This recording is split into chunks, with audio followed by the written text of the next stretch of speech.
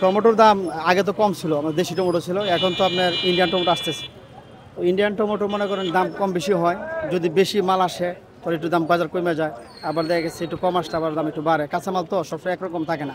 যেমন এখন বেচতেছে আপনার আজকে আমরা 110 টাকা 120 টাকা কেজি পাইকারি, আবার এটা মনে করেন যে আর সপ্তাহখানেক আগে 100 টাকা বেচছি।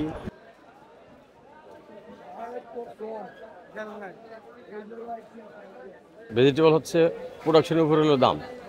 এখন এই যে বৃষ্টি বর্ষায় কিছুদিন মাইর হয়ে গেছে না, এই মাইর হওয়াতে কিছু কিছু আইটেমের দাম বেড়ে গেছে।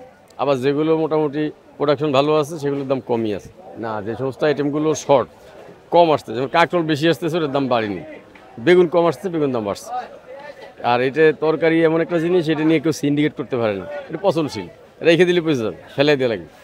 কাজেই এগুলো যদি কেউ বলে যে তরকারি নিয়ে সিন্ডিকেট করা হচ্ছে, এগুলো ব্যাককেলের কথা। আমি বলবো এগুলো ব্যাককেলের কথা।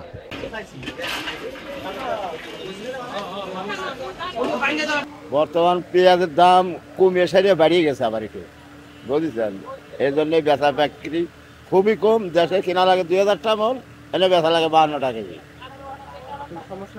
সমস্যাটা কাস্টমারে তো নেয় না, দাম বেশির জন্য নেয় না। এর আগে কয়েকদিন আগে ছিল 52-50 টাকা কেজি, আসে ওই দামই কয়। কিন্তু এখন তো দেশে কেনা লাগে হলে আপনার 50 টাকা কেজি। ঢাকা আনতে 3টা আর খরচ আছে, 53টা পরে 54টা চালি পরে কাস্টমার নেয় না। এই জন্যই বেচা বিক্রি খুবই কম। কাস্টমার আসে মোটামুটি, বাজার অত বেশি ভালো না আবার অত বেশি খারাপও না, মিডিয়াম মোটামুটি কাস্টমার আসে। দাম একটু বাড়ছে, হয়তো বৃষ্টি বর্ষার কারণে হয়তো মাল নষ্ট হয়ে যাইতেছে, কাঁচামাল নষ্ট হওয়ার জিনিস নষ্ট হয়ে যাইতেছে, এই জন্য হয়তো দামটা একটু বাড়তেছে, সংকটে পড়ছে হয়তো কাঁচামাল।